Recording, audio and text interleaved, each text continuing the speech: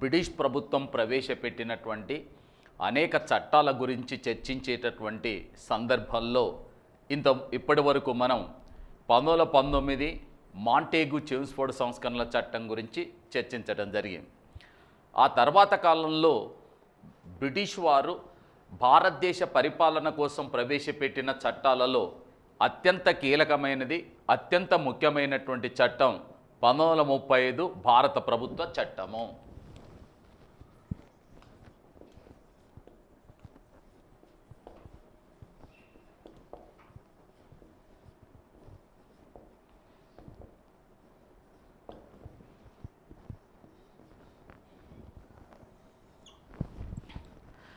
వాస్తవంగా ఈ చట్టాన్ని ఏ సందర్భంలో ప్రవేశపెట్టారు, దీనికి సంబంధించినటువంటి బ్యాక్డ్రాప్ ఏమిటి, ఏ బ్యాక్గ్రౌండ్లో ఈ చట్టాన్ని ప్రవేశపెట్టారనేది మనం ఇంతకుముందు క్లాసులో చర్చించటం జరిగింది.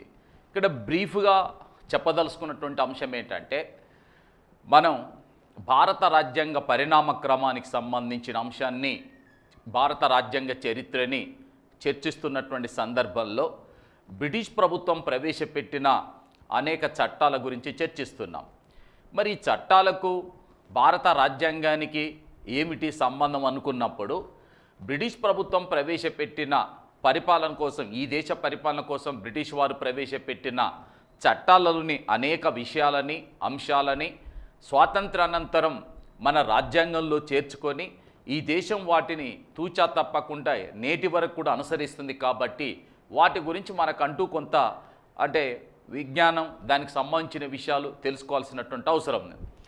ఇక్కడ ఇంకొక అంశం కూడా గమనించాల్సింది ఏంటంటే, మీరు 2012 సబ్ ఇన్స్పెక్టర్ ఎగ్జామ్ సంబంధించినటువంటి క్వశ్చన్ పేపర్ని పరిశీలించిన, అదేవిధంగా 2017 ఎగ్జామ్ సంబంధించినటువంటి క్వశ్చన్ పేపర్ పరిశీలించినా కూడా ఈ చట్టాలకు సంబంధించిన అనేక విషయాలపైన ప్రశ్నలు ప్రతిసారి కూడా 4 లేక 5 ప్రశ్నలు మనం ఖచ్చితంగా పరిశీలించవచ్చును. 4 లేక 5 ప్రశ్నలు ఈ ఏరియాస్ నుంచి ఖచ్చితంగా అడగటం జరుగుతున్నది.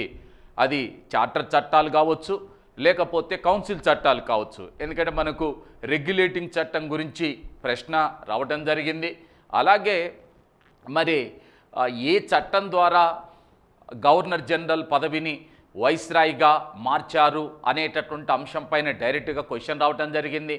అలాగే భారతదేశంలో ఓటు హక్కుని ఏ చట్టం ద్వారా ప్రవేశపెట్టారు అనేటటువంటి అంశాన్ని కూడా ప్రస్తావించడం జరిగింది.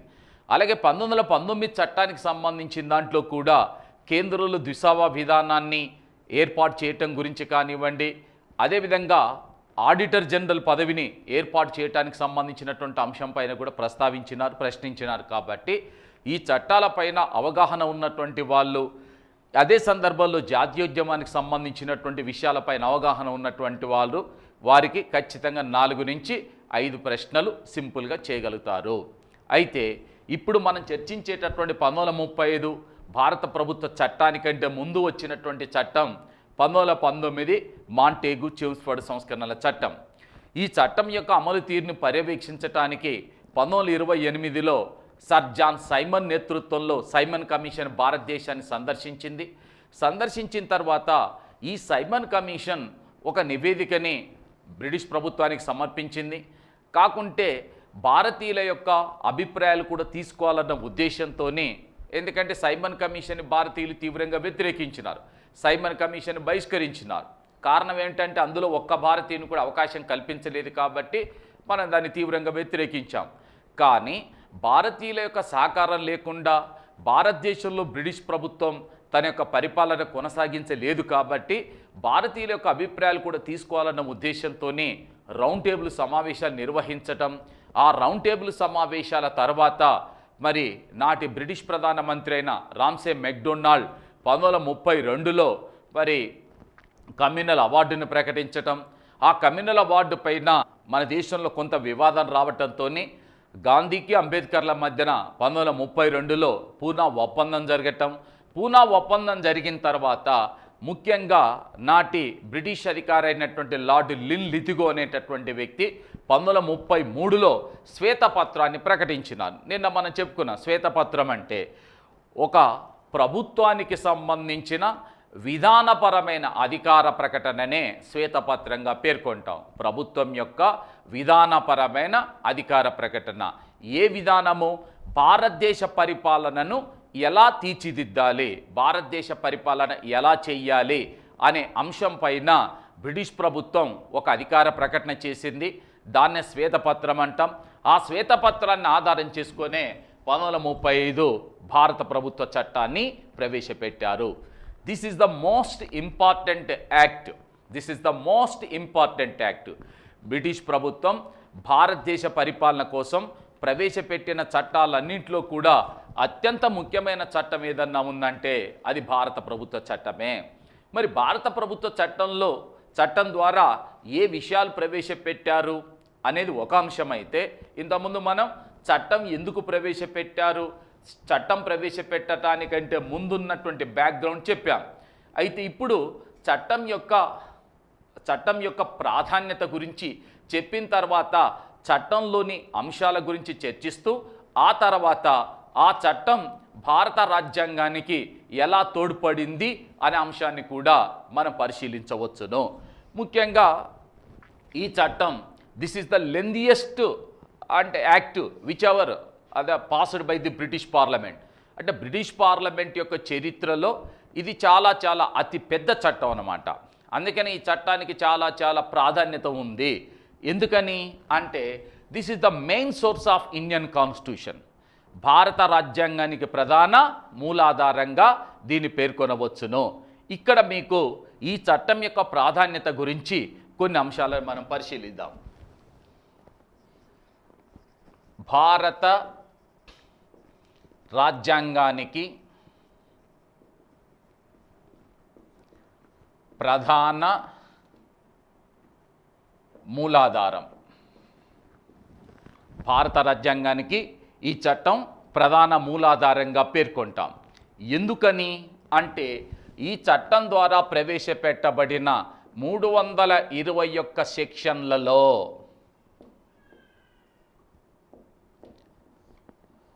మనం 247 అంశాలని ఈ చట్టం నుంచి గ్రహించి భారత రాజ్యాంగంలో పొందుపరచడం జరిగింది. అంటే ఇక్కడ క్లారిటీ ఏంటంటే 1935 భారత ప్రభుత్వ చట్టంలో మొత్తం 321 సెక్షన్లు ఉన్నాయి. క్లారిటీ ఏంటంటే ఒకవేళ రాజ్యాంగంలో ఉంటే వాటిని అధికరణలు అంటాము, చట్టంలో ఉంది కాబట్టి సెక్షన్లు అంటాము. ఆ 321 సెక్షన్లలో 247 అంశాలని ఇప్పుడున్న భారత రాజ్యాంగంలో పొందుపరిచాము. అంటే ఇక్కడ 70% of the subjects and objects have been drawn from this 1935 act only. అంటే బ్రిటిష్ ప్రభుత్వం ప్రవేశపెట్టిన మొత్తం ఈ 1935 భారత ప్రభుత్వ చట్టంలోని 70% అంశాలను తీసుకొని ఇప్పుడున్న భారత రాజ్యాంగంలో పొందుపరిచాం. కాబట్టి this is the main source of Indian constitution. భారత రాజ్యాంగానికి ప్రధాన మూలాధారం. ఇంకా కొంతమంది ఏమంటారంటే భారత రాజ్యాంగానికి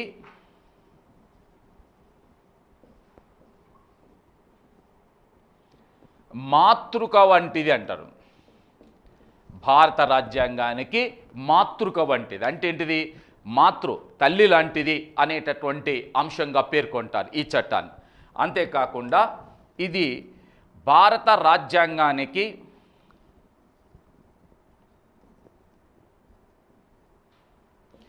జిరాక్స్ కాపీ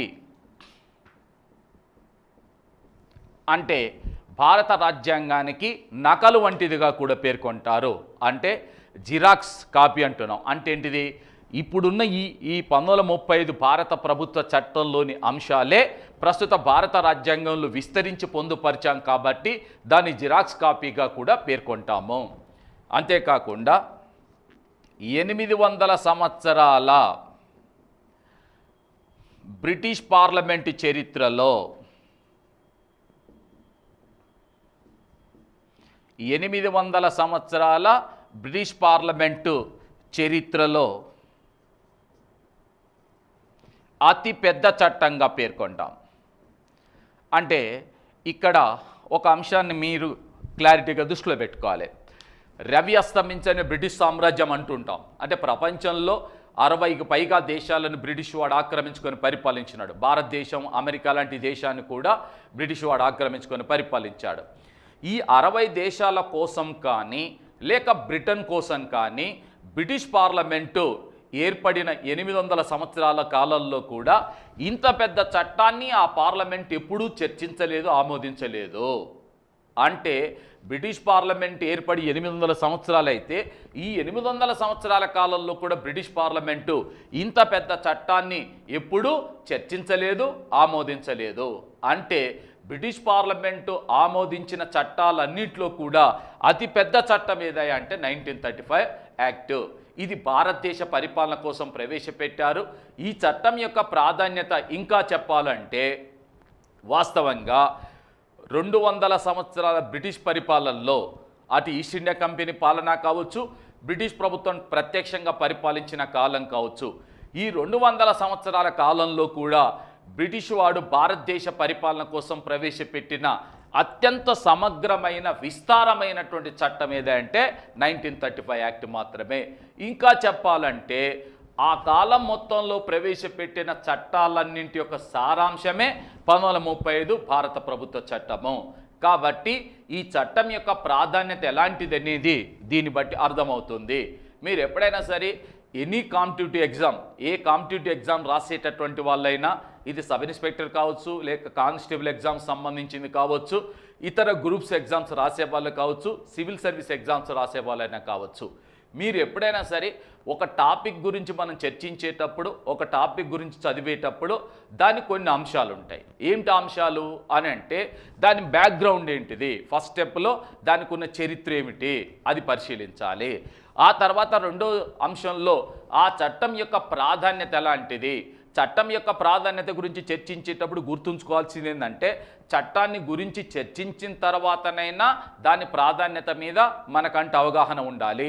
లేదు చట్టం యొక్క ప్రాధాన్యత గురించి చర్చించిన తర్వాతనైనా చట్టంలోని అంశాల గురించి చర్చించాల్సి ఉంటుంది. ఆ తర్వాత దాని ముగింపుకు సంబంధించినటువంటి అంశాన్ని పరిశీలించాలి. అయితే ఈ చట్టానికి మనకు ఏమిటి సంబంధం అని అంటే ఇప్పుడున్న భారత రాజ్యాంగం ఏదైతే ఉన్నదో, ప్రస్తుతం ఈ 130 కోట్ల మంది ఏ భారత రాజ్యాంగాన్ని కట్టుబడైతే నడుచుకుంటున్నారో, ఈ దేశంలో ఉన్నటువంటి 28 రాష్ట్ర ప్రభుత్వాలు, కేంద్ర ప్రభుత్వం, కొన్ని వేల మంది, లక్షల మంది ప్రజాప్రతినిధులు ఏ రాజ్యాంగాన్ని కట్టుబడైతే పరిపాలన చేస్తున్నారో ఆ రాజ్యాంగానికి ప్రధాన మూలాధారం ఈ చట్టం. కాబట్టి ఈ చట్టం పైన మనందరికీ కూడా ఖచ్చితమైనటువంటి క్లారిటీ, అవగాహన, విశ్లేషణాత్మకమైనటువంటి అవగాహన ఉండాలి. సో ఇది చట్టం ప్రాధాన్యత. మరి ఇక్కడ ఈ చట్టం ద్వారా ఏ అంశాలు ప్రవేశపెట్టారు, నేను మళ్ళీ చెప్తున్నాను, చట్టాలన్నీ మనకి ఇంపార్టెంట్ కాదు. ఆ చట్టం ద్వారా ప్రవేశపెట్టబడిన అంశం, ఆ అంశాన్ని రాజ్యాంగానికి ఏ విధంగా తోడ్పడింది, బ్రిటిష్ వాడు ప్రవేశపెట్టిన చట్టంలోని అంశం ఏ విధంగా భారత రాజ్యాంగ రచనకు తోడ్పడింది, ఈ విషయాన్ని మీరు ఖచ్చితంగా దృష్టి అందించుకోవాలి. ఇది చట్టం యొక్క ప్రాధాన్యత. ఇక మూడో దశలో ఈ చట్టం ద్వారా ప్రవేశపెట్టబడిన ముఖ్య అంశాలు ఏమిటి అని ఒకసారి మనం పరిశీలించినట్లయితే మనకు 1919 చట్టానికి ప్రవేశపెట్టబడిన ప్రవేశిక ఏదైతుందో అదే ప్రవేశికని 1935 భారత ప్రభుత్వ చట్టంలో కూడా పొందుపరిచారు. మళ్ళీ కూడా గుర్తుంచుకోండి, 1919 మాంటేగు చేమ్స్ఫర్డ్ సంస్కరణల చట్టం ద్వారా ప్రవేశపెట్టబడిన ప్రవేశిక ఏదైతుందో ఆ ప్రవేశికనే 1935 భారత ప్రభుత్వ చట్టంలో కూడా పేర్కొన్నారు. ఏమని? భారతదేశంలో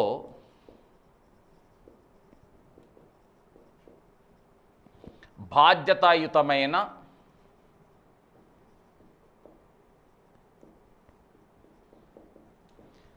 పాలన ప్రవేశపెట్టడమే ఈ చట్టం యొక్క లక్ష్యంగా పేర్కొన్నారు. అంటే అర్థం ఏంటిది? 1935 భారత ప్రభుత్వ చట్టాన్ని ఏ ఉద్దేశంతో ప్రవేశపెట్టినాము, ఏ లక్ష్యంతో ప్రవేశపెట్టినామంటే ఈ దేశంలో ఒక బాధ్యతాయుతమైనటువంటి పరిపాలనను ప్రవేశపెట్టాలన్న ఉద్దేశంతోనే ఈ చట్టాన్ని ప్రవేశపెట్టినట్టుగా బ్రిటిష్ వారు ఈ చట్టం యొక్క ప్రవేశికలో పొందుపరిచారు. దీంట్లో మొదటి అంశం ఏంటంటే, ఒకటి సమాఖ్య వ్యవస్థని ఏర్పాటు చేశారు. భారతదేశంలో సమాఖ్య వ్యవస్థను ఏర్పాటు చేశారు. ఇక్కడ మీరు ఇది ఒక కాన్సెప్ట్ అంటే ఒక భావన, ఒక రాజనీతి శాస్త్రంలో ఒక ఇంపార్టెంట్ అయిన భావన, రాజ్యాంగ పరిభాషలో ఒక ఇంపార్టెంట్ అయిన భావన. సమాఖ్య వ్యవస్థ అంటే అర్థం ఏంటయ్యా అంటే అధికారాల విభజన.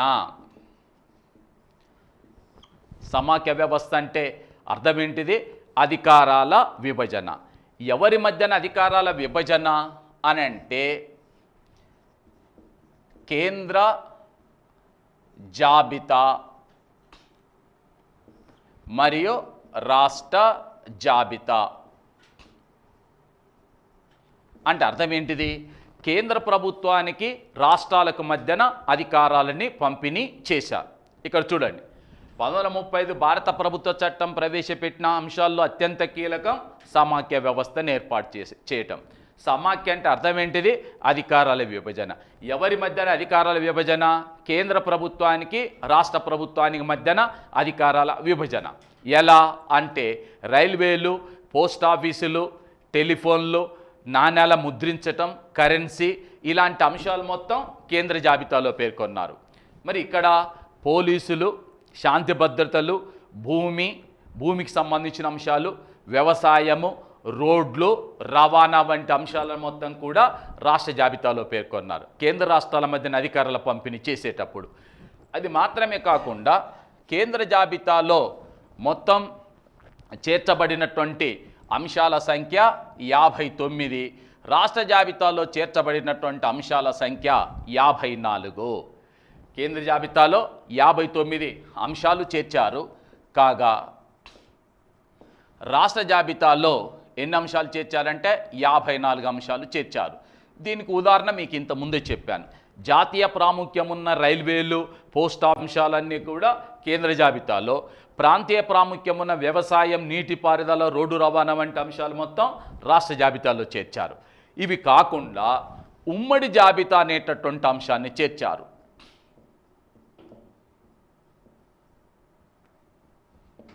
ఇందులో ముఖ్యంగా 36 అంశాలని చేర్చటం జరిగింది. ఉమ్మడి జాబితాలో 36 అంశాలని చేర్చారు. మరి ఉమ్మడి జాబితా అంటే ఏంటి? మళ్ళీ మీకు ఇది చాలా ఇంపార్టెంట్ అయినటువంటి అంశం. ఎందుకని అని అంటే ఇప్పుడున్న భారత రాజ్యాంగంలోని మనం 7వ షెడ్యూల్ చదివేటప్పుడు కూడా ఈ అంశాలు మళ్ళీ రిపీట్ అవుతాయి. ఎందుకంటే 1935 భారత ప్రభుత్వ చట్టంలోని అంశాలను తీసుకొని వచ్చి ప్రస్తుతం ఉన్న భారత రాజ్యాంగంలోని 7వ షెడ్యూల్లో పొందుపరిచాం కాబట్టి అప్పుడు కూడా మనకి ఇంపార్టెంటే. అంటే భారత రాజ్యాంగ ప్రకారం కానీ 1935 చట్టం ప్రకారం కానివ్వండి, కేంద్రానికి రాష్ట్రాలకు మధ్యన అధికారాల పంపిణీ చేసినారు. అలా అధికారాల పంపిణీ చేస్తే దాన్ని సమాఖ్య అంటాము. అలా చేసేటప్పుడు కేంద్ర జాబితా, రాష్ట్ర జాబితా, ఉమ్మడి జాబితా. ఉమ్మడి అంటే ఎవరెవరికి? కేంద్రానికి, రాష్ట్రానికి ఇద్దరికి అధికారాలు ఉంటాయి. ఇక్కడ ముఖ్యంగా వివాహము, విడాకులు, వారసత్వము, ఆస్తికి సంబంధించిన కొన్ని అంశాలు, వారసత్వానికి సంబంధించిన అంశాలు ఇందులో పొందుపరచడం జరిగింది. ఇది అధికారాల విభజన చేసినటువంటి అంశం. ఇక్కడ ఇంకొక కీలకమైనటువంటి అంశం ఏంటంటే ఈ 3 జాబితాలలో చేరకుండా ఉండే విషయాలని మళ్ళీ చెప్తున్నాను. ఇక్కడ ఒక కాన్సెప్ట్ చెప్తున్నాను, ఇది గుర్తుపెట్టుకోండి, మోస్ట్ ఇంపార్టెంట్ అని. ఎలా? ఈ 3 జాబితాలలో చేరకుండా ఉండేటటువంటి విషయాలని, కొత్తగా వచ్చేటటువంటి విషయాలని అవశిష్ట అంశాలుగా పేర్కొంటాము. దీన్నే మనం ఇంగ్లీష్లో ఏమంటున్నాం? రెసిడ్యురీ పవర్స్గా పేర్కొంటాము. రెసిడ్యురీ పవర్స్ అన్న అవశిష్ట అంశాలన్న ఒక్కటే. అవశిష్ట అంశాలు అనగా 3 జాబితాలలో, కేంద్ర జాబితా, రాష్ట్ర జాబితా, ఉమ్మడి జాబితా, 3 జాబితాలలో లేని విషయాలు, కొత్తగా వచ్చే విషయాలని అవశిష్ట అంశాలుగా పేర్కొంటాం. మరి దీనిపైన ఎవరికి అధికారం కల్పించారు అంటే ఇక్కడ ఒక చిన్న అంశాన్ని మీరు ట్విస్టింగ్ పాయింట్ని గమనించాల్సినటువంటి అవసరం ఉంటుంది. ఇప్పుడున్న భారత రాజ్యాంగ ప్రకారం అవశిష్ట అంశాలు ఇప్పుడు కూడా ఉన్నాయి. మనకు 248 అధికరణలో అవశిష్ట అంశాల గురించి ఇప్పుడు కూడా పేర్కొన్నారు. అయితే అవశిష్ట అంశాలపై ఇప్పుడు ఎవరికి అధికారం ఉంది అని అంటే కేంద్ర ప్రభుత్వానికి అధికారం ఉంది ఇప్పుడు. కానీ 1935 భారత ప్రభుత్వ చట్టాన్ని అనుసరించి అవశిష్ట అంశాలపైన అధికారాలు ఎవరికి కల్పించారంటే గవర్నర్ జనరల్ కల్పించడం జరిగింది. గవర్నర్ జనరల్కు వీటిపైన అధికారాలు కల్పించడం జరిగింది. దేనిపైన? అవశిష్ట అంశాలపైన. ఓకే, ఇప్పుడు క్లారిటీ ఉంది కదా. సమాఖ్య వ్యవస్థ అంటే అధికారాల విభజన. ఎవరెవరి మధ్యనంటే కేంద్రానికి, రాష్ట్రానికి. కేంద్ర జాబితాలో ఎన్ని అంశాలు ఉన్నాయంటే 59 అంశాలు. రాష్ట్ర జాబితాలో ఎన్ని అంశాలు ఉన్నాయంటే 54 అంశాలు. మరి ఇద్దరికి అధికారాలు కలిగి ఉన్న అంశం అంటే ఉమ్మడి జాబితా. ఇందులో ఎన్ని అంశాలు ఉన్నాయంటే 36 అంశాలు. ఈ 3 జాబితాలలో చేరకుండా విషయాన్ని ఏమంటామంటే అవశిష్ట అంశాలు. అవశిష్ట అంశాలపై అధికారం ఎవరికి కల్పించారంటే గవర్నర్ జనరల్ కల్పించడం జరిగింది. అంటే ఇప్పుడు భారతదేశం అనుసరిస్తున్న సమాఖ్య ఏదైతుందో ఆ సమాఖ్యకు ఒక మూలం, ఒక పునాది వేసి భారతీయులకు ఒక మార్గాన్ని చూపినటువంటి చట్టం ఏదయ్యా అంటే 1935 భారత ప్రభుత్వ చట్టం.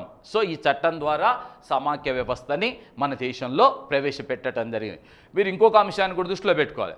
1919 చట్టం ద్వారా కూడా కేంద్ర రాష్ట్రాల మధ్య అధికారుల పంపిణీ చేశారు. నెంబర్ 1. నెంబర్ 2 ఏంటంటే భారతదేశాన్ని సందర్శించినటువంటి సైమన్ కమిషన్ కూడా ఈ దేశంలో సమాఖ్య వ్యవస్థను ప్రవేశపెట్టాలని సూచించింది. మరి భారతీయుల యొక్క అభిప్రాయాలు తీసుకున్నప్పుడు కూడా ఈ సమాఖ్య వ్యవస్థ ఉండాలని కోరుకున్నారు. కాబట్టి 1935 భారత ప్రభుత్వ చట్టం ద్వారా మన దేశంలో సమాఖ్య వ్యవస్థని ప్రవేశపెట్టడం జరిగింది. సమాఖ్య అనగా అధికారాల విభజన. నెక్స్ట్ రెండో అంశం ఏమిటయ్యా అంటే ఇక్కడ రాష్ట్రాలకు స్వయం ప్రతిపత్తి కల్పించడం జరిగింది. ఇది ఈ స్వయం ప్రతిపత్తి అనే అంశం పైన మీకు కొంచెం దీన్ని విశ్లేషణాత్మకంగా కొంచెం నిశితంగా పరిశీలించాల్సి ఉంటుంది. ప్రస్తుతం ఏ చట్టం గురించి మాట్లాడుతున్నాం? 1935 భారత ప్రభుత్వ చట్టం గురించి మాట్లాడుతున్నాం. ఈ చట్టం ద్వారా రాష్ట్రాలకు ఏం కల్పించారు? స్వయం ప్రతిపత్తి. అంటే మీరు ప్రశ్నించుకోవాల్సినటువంటి అంశం ఏంటంటే ఈ చట్టానికంటే ముందొచ్చిన చట్టం ఏంటిది? 1919 చట్టం. 1919 చట్టం ద్వారా రాష్ట్రాలలో ద్వంద్వ ప్రభుత్వాన్ని ప్రవేశపెట్టారు. రాష్ట్రాలలో ద్వంద్వ ప్రభుత్వాన్ని ప్రవేశపెట్టారు. ఏ చట్టం ద్వారా? 1919 చట్టం ద్వారా. 1919 చట్టం ద్వారా రాష్ట్రాలలో ద్వంద్వ ప్రభుత్వాన్ని ప్రవేశపెట్టేటప్పుడు ఏం చేశారు? ప్రభుత్వంలోని కీలకమైన శాఖలు, అధికారాలు ఉన్న శాఖలు, ఆదాయం ఉన్న శాఖలు, ప్రాధాన్యత కలిగిన ఇంపార్టెంట్ అయిన శాఖలు మొత్తం గవర్నర్ తన వద్ద అట్టిపెట్టుకొని పనికిమాలిన అని చెప్తున్నారు. అంటే ప్రాధాన్యత లేనివి, అధికారాలు లేనివి, ఆదాయం లేనటువంటి శాఖలు భారతీయులకు బదిలీ చేశారు. ఏది? 1919 చట్టం ద్వారా. మరి మధ్యలో సైమన్ కమిషన్ ఏం చెప్పింది అంటే ఈ ద్వంద్వ ప్రభుత్వ పాలన అనేటటువంటిది బాగలేదని బ్రిటిష్ వాడే చెప్పాడు. ద్వంద్వ ప్రభుత్వ విధానం బాగలేదని చెప్పి చాలా తీవ్రంగా విమర్శించింది ఎవరు? సైమన్ కమిషన్ విమర్శించింది. కాబట్టి ఇక్కడ ఏం చేశారంటే రాష్ట్రాలకు స్వయం ప్రతిపత్తిని కల్పించటం అంటే రాష్ట్రానికి కల్పించిన 54 అంశాలు ఏవైతే ఉన్నాయో రాష్ట్రాలకు 54 అంశాలపైన అధికారాలు కల్పిస్తే ఈ 54 అంశాలపైన కూడా భారతీయ మంత్రులకే అధికారం కల్పించినారు. భారతీయ మంత్రులకే అధికారాలు కల్పించినారు. అందువలన దీన్ని ఏమంటామంటే రాష్ట్రాలకు స్వయం ప్రతిపత్తిగా పేర్కొంటాం. అంటే అడిగేవాడు ప్రశ్నించేటటువంటి వానికి ఒక ప్రాధాన్యత కూడా కలిగిన అంశం కూడా ఉంటుంది. అంటే మీరు అందరూ కూడా దృష్టిలో పెట్టుకోవాల్సినటువంటి అంశం ఏంటి అంటే రాష్ట్రాలకు స్వయం ప్రతిపత్తిని కల్పించింది ఏ చట్టం అంటే ఏం చెప్పాలి? 1935 భారత ప్రభుత్వ చట్టం అని చెప్పి పేర్కొన్న. రాష్ట్రాల్లో ద్వంద్వ పాలన ప్రవేశపెట్టిన చట్టం ఏదంటే 1919 చట్టంగా, మాంటేగు చిమ్స్ఫోర్డ్ సంస్కరణ చట్టంగా పేర్కొనాలి. ఇంకొక కీలకమైనటువంటి అంశం ఏంటంటే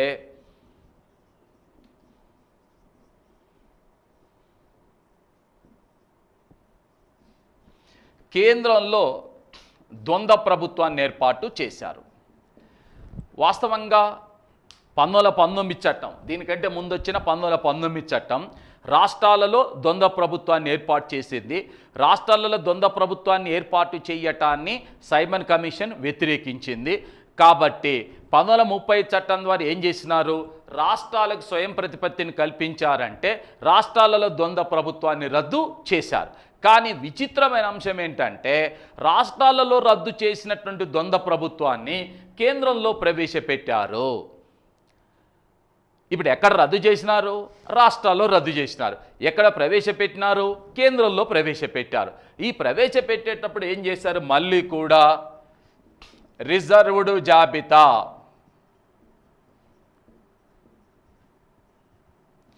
అలాగే ట్రాన్స్ఫర్డ్ జాబితా.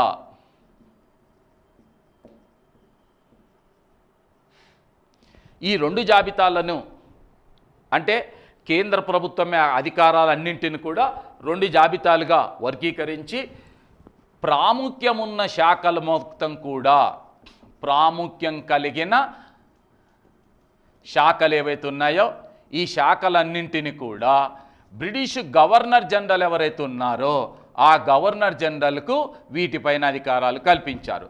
కల్పించి మరి ట్రాన్స్ఫర్డ్ జాబితాల్లో ఏ అంశాలు పేర్కొన్నారు అంటే ప్రాధాన్యత లేనివి,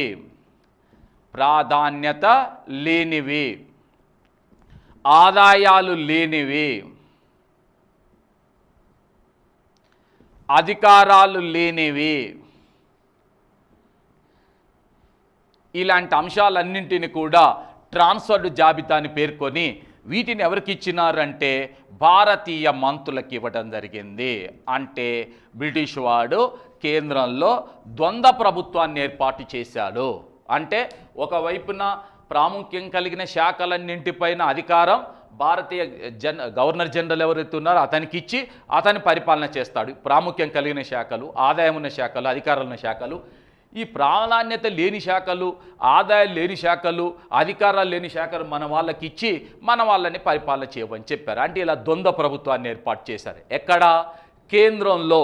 ఇక్కడ మీరు కొంచెం నేను ఈ అంశం చెప్పేటప్పుడు మళ్ళీ ఒకసారి క్లారిటీ ఇస్తాను. ప్రశ్నించేటప్పుడు మనం చదవటం వేరు, గుర్తుంచుకోవటం వేరు. కానీ మనం చదివినటువంటి దాన్ని ఎగ్జామినర్ ప్రశ్నించేటప్పుడు ఆలోచించటం వేరు, అప్లై చేయటం వేరు. ఎందుకని అంటే నిన్ను ఇక్కడ కన్ఫ్యూజ్ చేస్తాడు. ఎలా? మీరు ఆలోచించాలి. ద్వంద్వ పాలన, ద్వంద్వ ప్రభుత్వం. రాష్ట్రాలలో ద్వంద్వ ప్రభుత్వాన్ని ప్రవేశపెట్టింది 1919 చట్టం. కేంద్రంలో ద్వంద్వ ప్రభుత్వాన్ని ప్రవేశపెట్టింది 1930 చట్టం. మరి రాష్ట్రాలలో ద్వంద్వ ప్రభుత్వాన్ని రద్దు చేసిన చట్టం అంటే 1930 చట్టము. రాష్ట్రాల్లో ప్రవేశపెట్టిందంటే 1919, రద్దు చేసిందంటే 1935.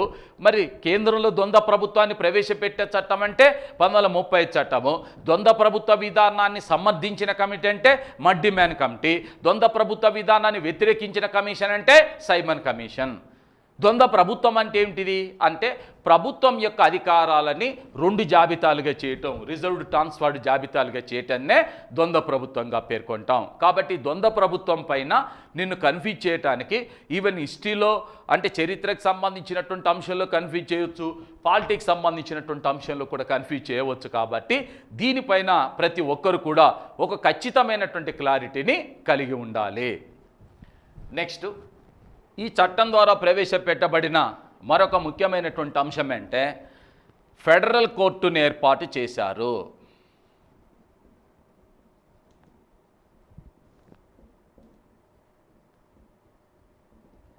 ఫెడరల్ కోర్టుని ఏర్పాటు చేయటం జరిగింది. ఇక్కడ మనకు అప్పుడప్పుడు కొన్ని ఇంగ్లీష్ పదాలతోని కూడా మనం అంటే కాస్త క్లారిటీ ఉండాలి. ఫెడరల్ కోర్టు ఇంగ్లీషులో ఫెడరల్ అంటే తెలుగులో సమాఖ్య అని అర్థము. ఇంగ్లీషులో ఫెడరల్ అంటే తెలుగులో సమాఖ్య అని అర్థం. మనం ఎవరం కూడా అంటే అనేక సందర్భాలలో ఈ ఇంగ్లీష్ పదాలని పదే పదే వాడుతుంటాం, వింటుంటాం కూడా. మీ అందరికీ తెలిసినటువంటి అంశమే. ఇప్పుడు జనరల్గా ఓ క్లాసు నడిచేటప్పుడు క్లాస్ పూర్తయిన తర్వాత మన ఫ్రెండ్స్ ఉండి మనల్ని ఏమంటాం, టీ తాగుదాం వస్తావా అని అడుగుతాడు. అంతేకాని మన ఫ్రెండ్ ఎవడు ఏమోయి తేనేటి విందు సేవింతు ఒత్తువా అని ఎవడు అడుగు, వీనికి ఏమైందిరా అనుకుంటాం మనం జనరల్గా. అంటే అర్థం ఏంటంటే కొన్ని పదాలని ఇంగ్లీష్లో కూడా వాడుతుంటాం. ఏమో రహదారిపై అంటే వచ్చుచుండగా నీకెవరైనా కనిపించారు, ఎవడు అడగదా, రోడ్డుపై వచ్చేటప్పుడు నీకెవరైనా కనిపించారని అడుగుతారు. అంటే అందుకోసం ఏంటంటే కొన్ని అంశాలని మనకు తెలుగుతో పాటు ఇంగ్లీష్కు తెలుగుకు మధ్యన ఉన్న అవినాభావ సంబంధాన్ని గురించి కూడా మనం క్లారిటీ తెలుసుకోవాలి. ఫెడరల్ కోర్టు అంటే సమాఖ్య వ్యవస్థని, సమాఖ్య కోర్టుని ఏర్పాటు చేశారు. సమాఖ్య కోర్టు అంటే కేంద్రానికి రాష్ట్రాలకు మధ్యన అధికారాల పంపిణీ చేశారు. కాబట్టి కేంద్రానికి రాష్ట్రాలకు మధ్యన ఏవైనా వివాదాలు వచ్చినప్పుడు, సమస్యలు వచ్చినప్పుడు పరిష్కరించడం కోసం ప్రత్యేకంగా ఒక ఫెడరల్ కోర్టును ఏర్పాటు చేశారు. ఫెడరల్ కోర్టు ఈ కోర్టును ఏర్పాటు చేసినప్పుడు దీంట్లో 6+1 న్యాయమూర్తులను ఏర్పాటు చేశారు. 6 అంటేనేమో సాధారణ న్యాయమూర్తులు, ఈ 1 అంటేనేమో ప్రధాన న్యాయమూర్తి. ఎవరయ్యా ఈ ప్రధాన న్యాయమూర్తి అంటే సర్ మ్యారిస్ గ్వేయర్.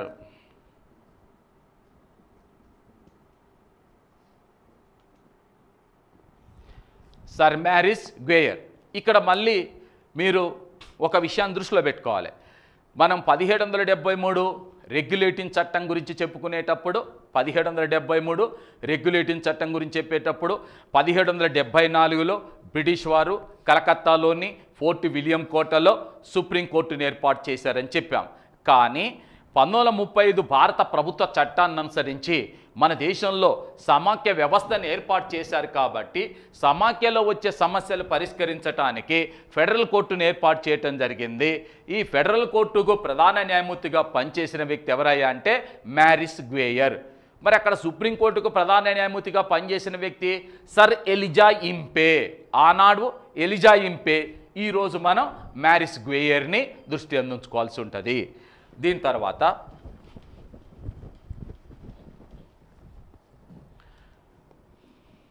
రాష్ట్రాలలో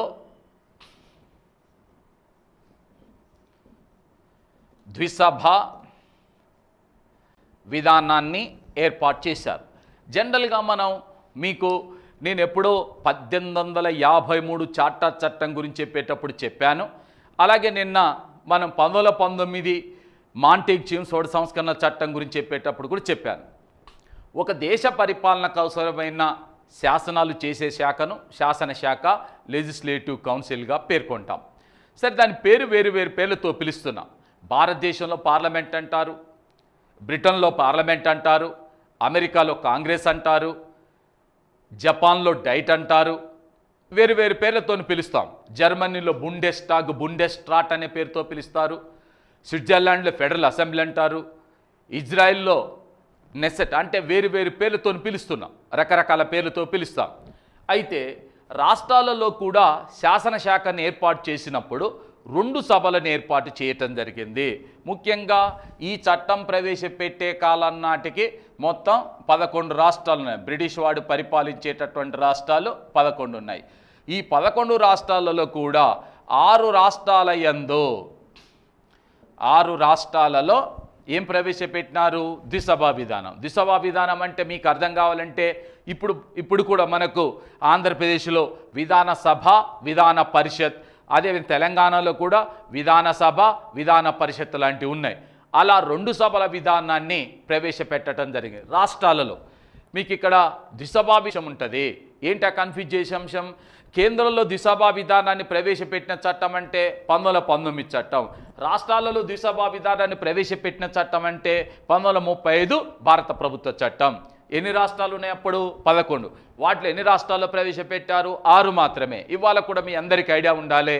మరి ఇవాళ భారతదేశంలో మొత్తం 28 రాష్ట్రాలు ఉంటే కేవలం 6 రాష్ట్రాల్లో మాత్రమే విధాన పరిషత్తులు ఉన్నవి. అంటే మిగతా రాష్ట్రాల్లో లేవు. ఒకటే సభ ఉంది, విధానసభ, ఎమ్మెల్యేల సభ మాత్రమే ఉంది, ఎమ్మెల్సీల సభ లేదు. ఈ తెలుగు రాష్ట్రాలు అయినటువంటి తెలంగాణ, ఆంధ్రప్రదేశ్తో పాటు కర్ణాటక, మహారాష్ట్ర, అదేవిధంగా ఉత్తరప్రదేశ్, అదేవిధంగా బీహార్ రాష్ట్రాల్లో మాత్రమే విధాన పరిషత్తులు ఉన్నవి. సరే, జమ్మూ కాశ్మీర్కు గతంలో ఉండేది, కానీ జమ్మూ కాశ్మీర్కు ఉన్న రాష్ట్ర ప్రతిపత్తిని రద్దు చేసి దాన్ని కేంద్రపాలిత ప్రాంతాల లడాక్, జమ్మూ కాశ్మీర్ని వేరువేరుగా కేంద్రపాలిత ప్రాంతాలకు ఏర్పాటు చేశారు. కాబట్టి ఇవాళ భారతదేశంలో ఉన్న రాష్ట్రాల సంఖ్య 28, అందులో 6 రాష్ట్రాల్లో మాత్రమే విధాన పరిషత్తులు ఉన్నవి. అలాగే ఈ చట్టం కూడా 1935 భారత ప్రభుత్వ చట్టం కూడా ఏం చేసిందంటే, ఆనాడు మొత్తం 11 రాష్ట్రాలు ఉంటే అందులో 6 రాష్ట్రాల్లో మాత్రమే విధాన పరిషత్తులని ఏర్పాటు చేయటం జరిగింది. ఏంటివయ్యా రాష్ట్రాలు అంటే, ఒకటి అస్సాంలో ఏర్పాటు చేశారు, రెండవది బెంగాల్లో ఏర్పాటు చేశారు, మూడవది మద్రాసులో ఏర్పాటు చేశారు, నాలుగవది బొంబాయిలో ఏర్పాటు చేశారు, ఐదవది బీహార్లో ఏర్పాటు చేశారు, ఆరవది ఉత్తరప్రదేశ్ యూపీ. దీన్ని మనం ఏమంటున్నాం అంటే ఐక్య పరగణాలు అని కూడా అంటాం. ఇక్కడ ఏర్పాటు చేయటం జరిగింది. 6 రాష్ట్రాల్లో ఏర్పాటు చేసిన ఉన్న రాష్ట్రాలన్నీ 11. దాంట్లో 6 రాష్ట్రాల్లో ద్విసభా విధానం అంటే యుగోసభ విధాన పరిషత్, ద్విగోసభ విధాన సభలని ఏర్పాటు చేయటం జరిగింది ఈ చట్టం. దీని తర్వాత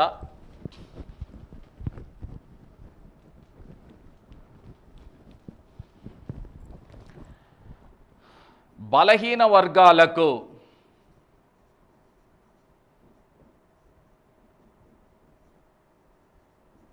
ప్రత్యేక రిజర్వేషన్స్ కల్పించడం జరిగింది. బలహీన వర్గాలకు ప్రత్యేకమైన రిజర్వేషన్స్ కల్పించారు.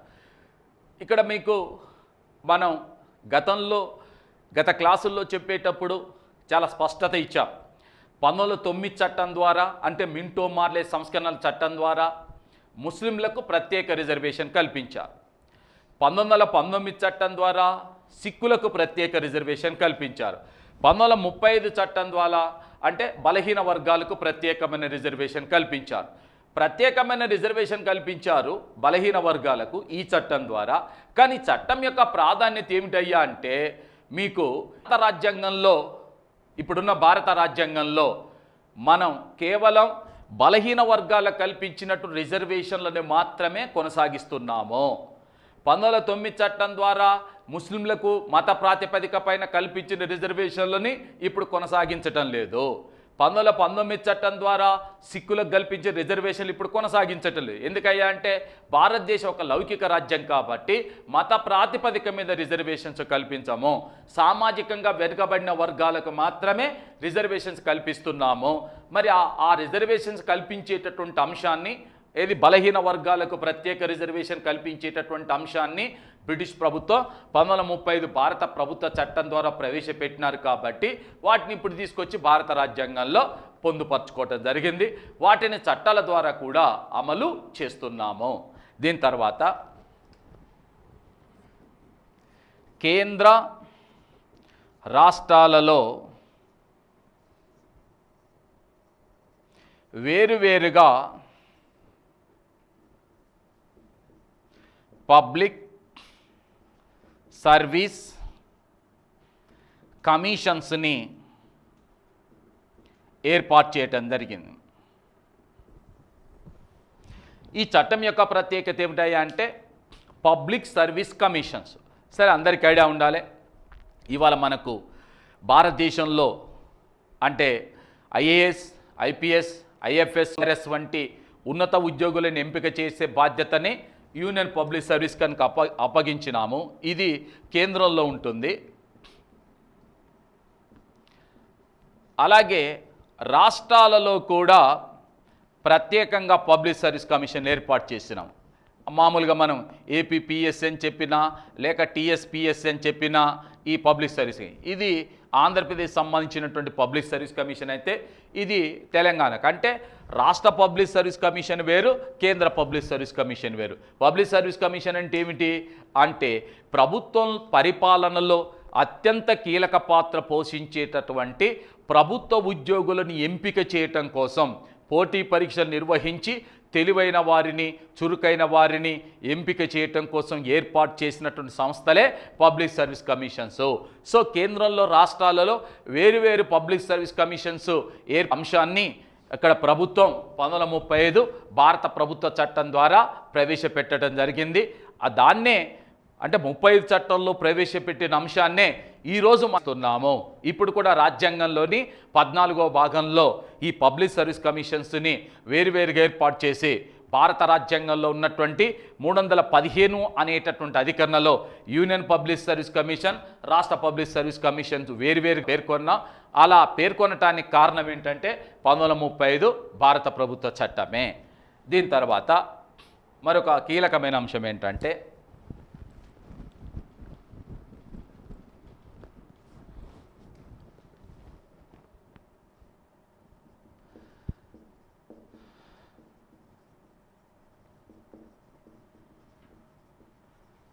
అడ్వకేట్ జనరల్ అనేటటువంటి పదవిని ఏర్పాటు చేయడం జరిగింది. అడ్వకేట్ జనరల్ అంటే ఇవాళ రాష్ట్ర ప్రభుత్వానికి ప్రధానమైన న్యాయ సలహాదారుడు అడ్వకేట్ జనరల్.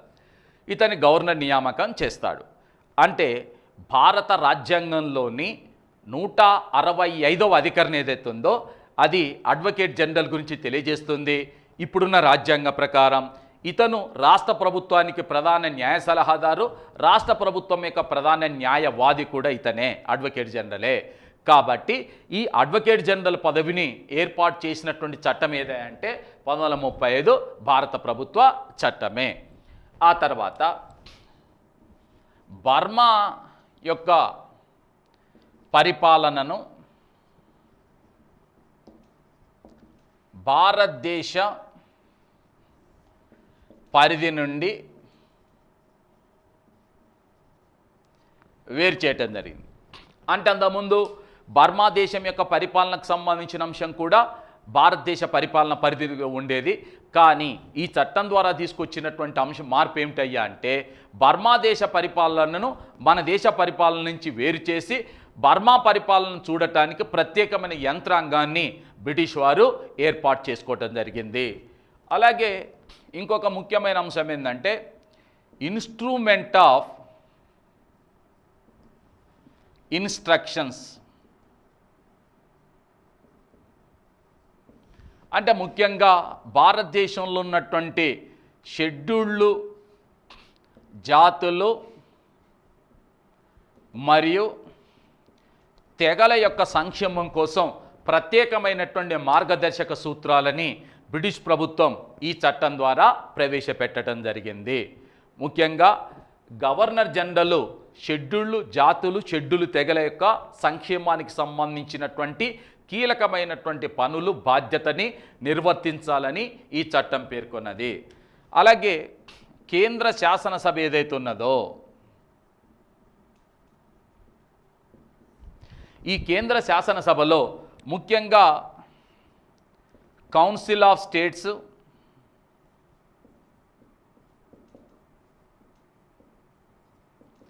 అలాగే లెజిస్లేటివ్ అసెంబ్లీ,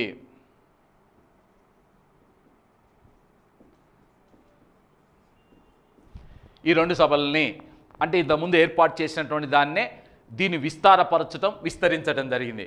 మరి కౌన్సిల్ ఆఫ్ స్టేట్స్లో సభ్యుల సంఖ్య ఎంత ఉండాలి? 260 ఉండాలి. లెజిస్లేటివ్ కౌన్సిల్ సభ్యులు ఎంత ఉండాలి? 375గా ఉండాలి. లెజిస్లేటివ్ అసెంబ్లీ సభ్యుల సంఖ్య 375, కౌన్సిల్ ఆఫ్ స్టేట్ సభ్యుల సంఖ్య 260. అయితే ఈ చట్టము భారతదేశానికి సంబంధించిన ఎవరైతే స్వదేశీ సంస్థానాధీశులు రాజులు ఎవరైతే ఉన్నారో వాళ్లకు కూడా వాళ్ళు ఒకవేళ ఈ సమాఖ్యలో చేరినట్లయితే వాళ్ళకు కూడా మనం ప్రత్యేకమైనటువంటి అవకాశం కల్పించాలని చెప్పి నిర్ణయించినారు. కాబట్టి ఒకవేళ మన దేశానికి సంబంధించినటువంటి ఎవరైనా సరే స్వదేశీ రాజులు ఈ సమాఖ్యలో చేరినట్లయితే ఈ 260 మందిలో 1/3 వంతు మందిని స్వదేశీ సంస్థానాధీశులు పంపుకోవచ్చును. ఈ 375లో కూడా 1/3 వంతు మంది సభ్యులని సంస్థానాధీశులు పంపుకునేటటువంటి అవకాశం బ్రిటిష్ వారు భారతదేశానికి సంబంధించిన రాజులు స్వదేశీ సంస్థానాధీశులకు కల్పించడం జరిగింది. కాకుంటే మన దేశానికి సంబంధించిన స్వదేశీ సంస్థానాధీశులు భారత సమాఖ్యలో ఆనాడు బ్రిటిష్ ప్రభుత్వం ఏర్పాటు చేసిన సమాఖ్యలో వాళ్ళు చేరలేదు. కాబట్టి వాళ్ళు ఎప్పుడు కూడా ఇక్కడ సభ్యులను పంపలేదు. ఇది 1935 భారత ప్రభుత్వ చట్టం ద్వారా ప్రవేశపెట్టబడిన కీలకమైనటువంటి అంశాలు. ఇక్కడ ఇంకొక అంశం ఏంటంటే ఈ చట్టం ప్రవేశపెట్టినప్పుడు ఆ సందర్భంలోనే మరి భారతదేశంలో రిజర్వ్ బ్యాంకుని ఏర్పాటు చేశారు. అంటే మీ అందరికీ ఐడియా ఉండాలి, ఈరోజు కూడా భారతదేశంలో ఈ విత్తపరమైన మనీకి సంబంధించి డబ్బుకు సంబంధించిన విషయాలన్నింటిని కూడా నియంత్రించేటటువంటి క్రమబద్ధీకరించేటటువంటి బ్యాంకే రిజర్వ్ బ్యాంకు. దీన్ని 1935లోనే ఏర్పాటు చేయటం జరిగింది. ఏ బ్యాంకుని? రిజర్వ్ బ్యాంకుని ఏర్పాటు చేశారు. ఇవాళ డబ్బులు ముద్రించటం కానివ్వండి, డబ్బులకు సంబంధించిన విషయాలన్నింటిని కూడా క్రమబద్ధీకరించటం కానివ్వచ్చు, మీ అందరికీ ఐడియా ఉండాలి. ఇంతకుముందు మనం నోట్ల రద్దు విషయం ఏదైతే ఉందో ఆ నోట్ల రద్దు కానీ కొత్త నోట్లను రద్దు అంటే ముద్రించటం కానీ ఇవంతా కూడా రిజర్వ్ బ్యాంకే చేస్తుంది. అలాంటి బ్యాంకును 1935లో ఏర్పాటు చేయటం జరిగింది. ఇది ఈ చట్టం ద్వారా బ్రిటిష్ వాడు ప్రవేశపెట్టిన అత్యంత కీలకమైన ఇంపార్టెంట్ అయినటువంటి అంశాలు. అయితే ఈ చట్టానికి సంబంధించిన దాంట్లో వాస్తవంగా చట్టం ప్రవేశపెట్టబడింది 1935లో. మీ అందరికీ కూడా నేను ఈ క్లాస్ స్టార్ట్ చేసేటప్పుడు ఒక విషయం చెప్పాను. ఏమని అనంటే భారత రాజ్యాంగానికి ఇది ప్రధాన మూలాధారం. ఈ చట్టం ప్రధాన మూలాధారం.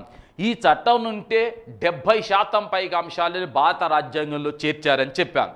పైగా మీకు ఈ చట్టాలని స్టార్ట్ చేసేటప్పుడే నేను పదే చెప్పాను, అయ్యా చట్టాలన్నీ మనకి ఏమీ ఇంపార్టెంట్ కాదు, చట్టాల ద్వారా ప్రవేశపెట్టబడిన అంశాలు ఏవైనా సరే తర్వాత కాలంలో భారత రాజ్యాంగ రచనకు తోడ్పడితే, భారత రాజ్యాంగంలో పొందుపరిస్తే, భారత రాజ్యాంగ రచనకు ఉపకరిస్తే అవి మాత్రమే మనకి ఇంపార్టెంట్ అని చెప్పాను. మరి చట్టం ఎందుకు ఇంపార్టెంట్ అయ్యా అంటే ఇప్పుడు నేను మీకు చెప్తాను చూడండి.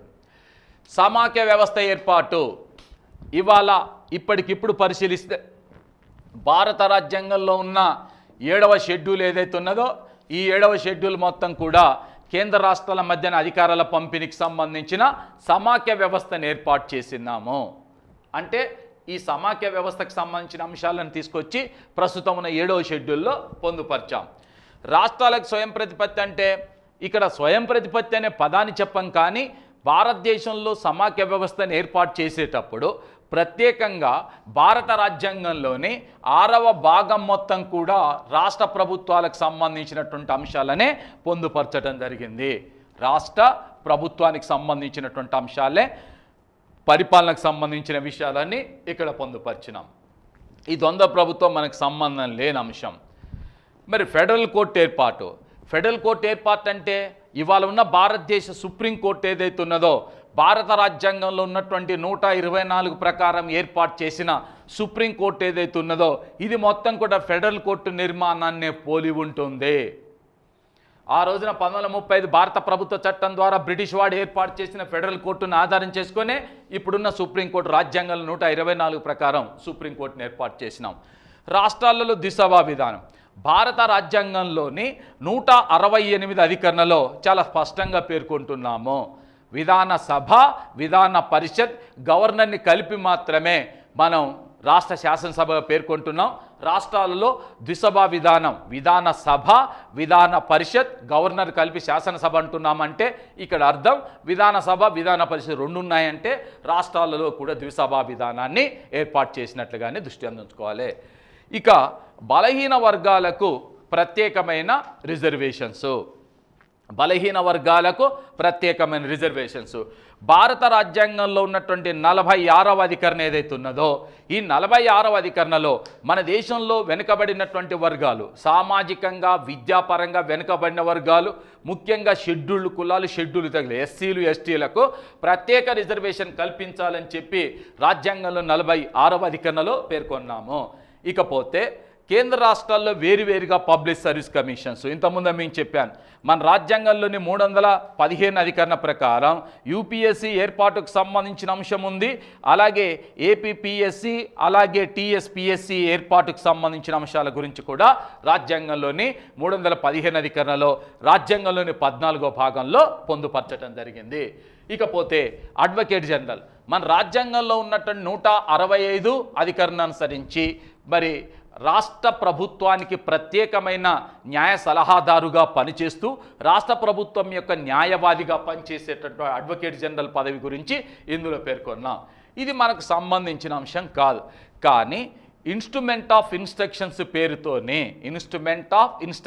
పేరుతోనే ఏర్పాటు చేసిన దాన్నే ప్రస్తుతం ఉన్న భారత రాజ్యాంగంలో ఉన్నటువంటి 5వ షెడ్యూల్లో ప్రస్తావించటం జరిగింది. ఇవన్నీ మీకు ఏం అర్థమవుతున్నాయి అంటే 7వ షెడ్యూల్ కానీ 6వ భాగం కానీ 124 అధికరణ కానీ 168 అధికరణ కానివ్వండి, లేక 46 అధికరణ కానివ్వండి, లేక 315 అధికరణ కానివ్వండి, 165 కానివ్వండి, 5వ షెడ్యూల్ కానివ్వండి, అదేవిధంగా ఇప్పుడున్న పార్లమెంటుకు సంబంధించినటువంటి 78 భారత పార్లమెంటుకి సంబంధించిన 79వ అధికరణ ఏదైతుందో ఇదంతా కూడా భారత పార్లమెంటు గురించి తెలియజేస్తుంది. రిజర్వ్ బ్యాంకు అంటే ఏంటిది? ఈ చట్టం ద్వారా ప్రవేశపెట్టబడిన 70% పైగా అంశాలని భారత రాజ్యాంగంలో చేర్చుకున్నామంటే this is the most important act which ever the passed by the British parliament and introduced by the British government. British parliament pass చేసింది, బ్రిటిష్ ప్రభుత్వం భారతదేశంలో ప్రవేశపెట్టింది. కాబట్టి ఈ చట్టం చాలా చాలా ప్రాధాన్యత కలిగినటువంటి చట్టంగా పేర్కొంటాం. అయితే వాస్తవానికి ఈ చట్టాన్ని అమలు పరిచేటటువంటి విషయానికి వచ్చినప్పుడు, అమలు పరచటానికంటే ముందు ఈ చట్టం పైన మరి అందరూ ఒకే రకంగా స్పందించలేదు. ఈ చట్టాన్ని తిట్టిన వాళ్ళు ఉన్నారు, ఈ చట్టాన్ని సమర్థించినటువంటి వాళ్ళు కూడా ఉన్నారు. చాలామంది చెప్పేటటువంటి అంశం ఏంటంటే, ఆనాటికి భారత స్వాతంత్ర పోరాటంలో కీలక పాత్ర పోషిస్తున్నటువంటి ముస్లిం లీగ్ నాయకుడైనటువంటి మహమ్మద్ అలీ జిన్నా ఈ చట్టం గురించి పేర్కొంటూ ఇది అసంబద్ధమైనది, అసమంజసమైనది, ఆచరణకు నోచుకోనిది, మొత్తంగా ఇది ఒక పెద్ద చెడ్డ చట్టం అని చెప్పి పేర్కొన్నాడు. ఎవరు? మహమ్మద్ అలీ జిన్నా. పేర్కొంటే పండిట్ నెహ్రూ ఈ చట్టం గురించి 2 వ్యాఖ్యలు చేశాడు. ఒకటేంటంటే, ఈ చట్టం భారతదేశంలో నూతన బానిసత్వానికి నాంది వంటిది అని చెప్పి విమర్శించాడు. భారతదేశంలో నూతన బానిసత్వానికి నాంది వంటిదని ఒకచోట పేర్కొన్నారు. మరొక చోట ఏమంటాడంటే, ఈ చట్టం అనేటటువంటి దాని గురించి పేర్కొంటూ పటిష్టమైన బ్రేకుల వ్యవస్థ కలిగిన, ఒక పటిష్టమైన బ్రేకుల వ్యవస్థ కలిగిన ఇంజన్ లేని వాహనం వంటిది అన్నాడు. అంటే బ్రేకులు ఎప్పుడు అవసరమయ్యా? బండి స్పీడ్గా పోయేటప్పుడు అవసరం. బండి స్పీడ్గా పోవాలంటే ఏమి? ఇంజన్గా. దానికి ఇంజన్ లేదు కానీ బ్రేకులు మాత్రం బ్రహ్మాండంగా ఏర్పాటు చేశారని చెప్పి నెహ్రూ ఈ చట్టాన్ని చాలా చాలా తీవ్రంగా విమర్శించటం జరిగింది. అంటే ఇవన్నీ మనం ఎందుకు చర్చిస్తున్నామంటే, ఈ చట్టానికి ఉన్న ప్రాధాన్యత గురించి చెప్పేటప్పుడు ఎంతమంది ఎన్ని రకాలుగా చెప్పినా కూడా ఆ రోజున ఈ చట్టాన్ని ప్రవేశపెట్టింది బ్రిటిష్ వాడు, అమలు పరిచింది బ్రిటిష్ వాడు కాబట్టి మనం విమర్శించాం వాస్తవంగా చెప్పాలంటే. కానీ రియల్గా చెప్పాలంటే ఈ చట్టానికి ఉన్న ప్రాధాన్యత ఏంటంటే, ఈ చట్టం ద్వారా ప్రవేశపెట్టబడిన అనేక అంశాలు ఏవైతే ఉన్నాయో అందులో మ్యాక్సిమం అంశాలని ఇవాళ భారత రాజ్యాంగ నిర్మాతలు తీసుకొని మన రాజ్యాంగంలో పొందుపరిచి అమలు పరుచుకోవటం జరుగుతుంది. కాబట్టి this is the most important act. అంటే బ్రిటిష్ వారు ప్రవేశపెట్టినటువంటి చట్టాలన్నింటిలో కూడా ఇది అత్యంత ప్రాధాన్యత కలిగినటువంటి చట్టంగా మనం దృష్టి అందించుకోవాలి. ఈ చట్టాన్ని ఎప్పుడు అమలు చేశారని కూడా అడుగుతున్నారు. ఎప్పుడు అమలు చేశారంటే, ఈ చట్టాన్ని ప్రవేశపెట్టబడింది 1935లో, అమలు పరిచింది మాత్రం 1937లో ఈ చట్టాన్ని అమలు చేయటం జరిగింది. ఏ చట్టాన్ని? 1930 చట్టాన్ని 1937లో అమలు చేశారు. అంటే వీటన్నింటిని కూడా అమలు పరచడం కూడా 1937లో చేయటం జరిగింది. అయితే 1937లో ఈ చట్టాన్ని అమలు పరిచిన తర్వాత భారతదేశంలో 1937లోనే అనేక రాష్ట్రాలలో ఎన్నికలు జరిపారు. ఆ ఎన్నికలు జరిపినప్పుడు మరి ఆల్మోస్ట్ 8 రాష్ట్రాల్లో ఐఎన్సి, ఇండియన్ నేషనల్ కాంగ్రెస్ గెలుపొందింది. 3 రాష్ట్రాలలో, 8 రాష్ట్రాల్లో కాంగ్రెస్ గెలిచింది. 3 రాష్ట్రాల్లో మాత్రం సంకీర్ణ ప్రభుత్వాలు ఏర్పాటైనవి.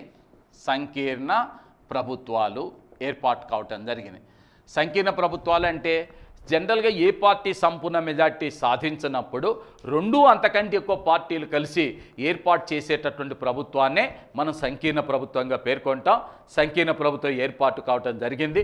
ఈ సంకీర్ణ ప్రభుత్వాలు కూడా అంటే 1937లో ఏర్పాటైతే 1939లో ఈ రాష్ట్ర ప్రభుత్వాలన్నీ కూడా రాజీనామా చేయటం జరిగింది. రాష్ట్ర ప్రభుత్వాలన్నీ కూడా రాజీనామా చేశాయి. ఎందుకు రాజీనామా చేశాయి అయ్యా అంటే, ఆనాడు బ్రిటిష్ ప్రభుత్వం భారతీయులను ఒక మాట మాత్రంగా కూడా సంప్రదించకుండానే లండన్లో కూర్చొని 2వ ప్రపంచ యుద్ధంలో భారతదేశం బ్రిటిష్ వాడి తరపున పోరాడుతుందని, బ్రిటన్ వానితో పాటు యుద్ధంలో పాల్గొంటుందని, అది కూడా జర్మనీ, జపాన్లకు వ్యతిరేకంగా యుద్ధంలో పాల్గొంటుందని వాళ్ళు లండన్లోనూ కూర్చొని భారతీయులతో ఒక మాట మాత్రంగా కూడా చెప్పకుండా ప్రకటన చేశాడు. కాబట్టి దానికి నిరసనగా రాష్ట్ర ప్రభుత్వాలన్నీ రాజీనామా చేసినాయి. ఇది 1939లో జరిగినటువంటి సంఘటన.